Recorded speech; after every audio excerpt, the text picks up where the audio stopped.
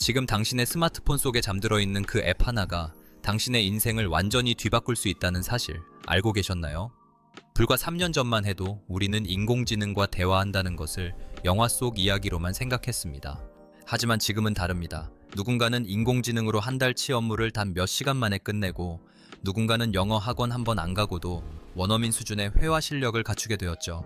하지만 정작 우리 주변을 보면 여전히 이 강력한 도구를 어떻게 써야 할지 몰라 망설이는 분들이 너무나 많습니다. 도대체 챗 GPT가 뭐고 제미나이는 또 뭐야? 그냥 검색창이랑 똑같은 거 아니야? 라고 묻는 당신을 위해 오늘은 인공지능의 양대 산맥인 챗 GPT와 제미나이의 탄생부터 현재, 그리고 2026년 지금 대한민국 사람들이 얼마나 이 기술의 진심인지, 처음 시작한다면 무엇을 골라야 할지까지 아주 쉽고 재미있게 핵심만 짚어드리겠습니다.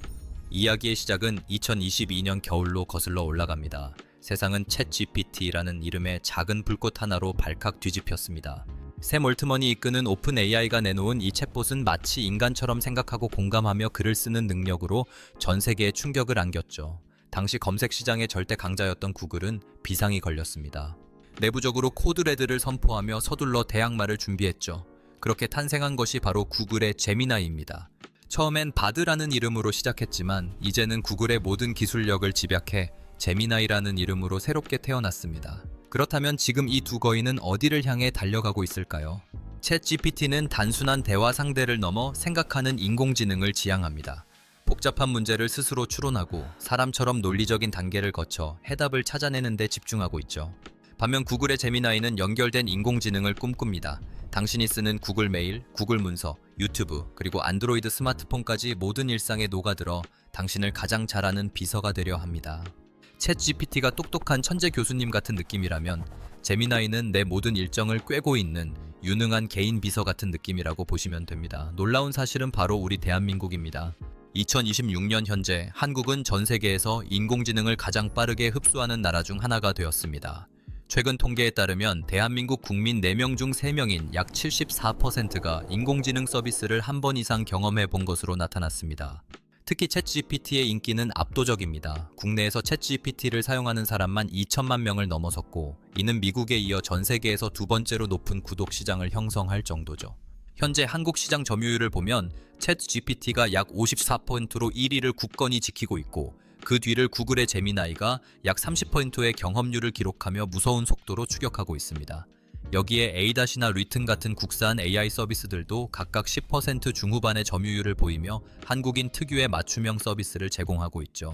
자, 이제 가장 중요한 질문입니다. 그래서 초보자는 뭘 먼저 써야 할까? 입니다. 결론부터 말씀드리면 당신의 목적에 따라 답이 달라집니다. 먼저 챗GPT의 장단점부터 살펴볼까요? 챗GPT의 가장 큰 장점은 창의성과 공감 능력입니다.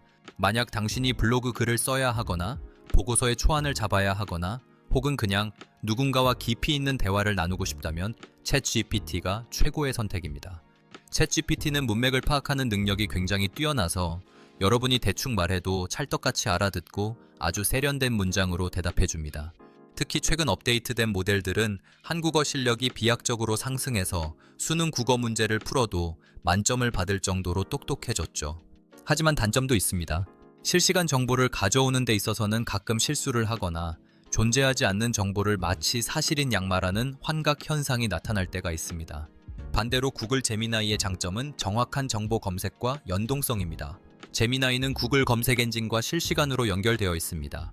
오늘 점심 메뉴 추천해줘 라고 하면 현재 당신의 위치와 날씨, 그리고 주변 맛집의 실시간 리뷰까지 분석해서 알려주죠. 특히 유튜브 영상을 요약해주거나 구글 문서에 바로 내용을 정리해주는 능력은 업무 효율을 극대화해줍니다. 방대한 양의 서류를 한꺼번에 읽고 분석하는 능력도 제미나이가 한 수 위입니다. 다만 챗GPT에 비해 대화가 조금 딱딱하게 느껴질 수 있고, 창의적인 글쓰기보다는 사실 전달에 치중하는 경향이 있다는 점은 참고하셔야 합니다. 이제 막 AI의 세계에 발을 들이려는 분들에게 드리는 저의 추천은 이렇습니다. 일단 챗GPT로 시작해보세요.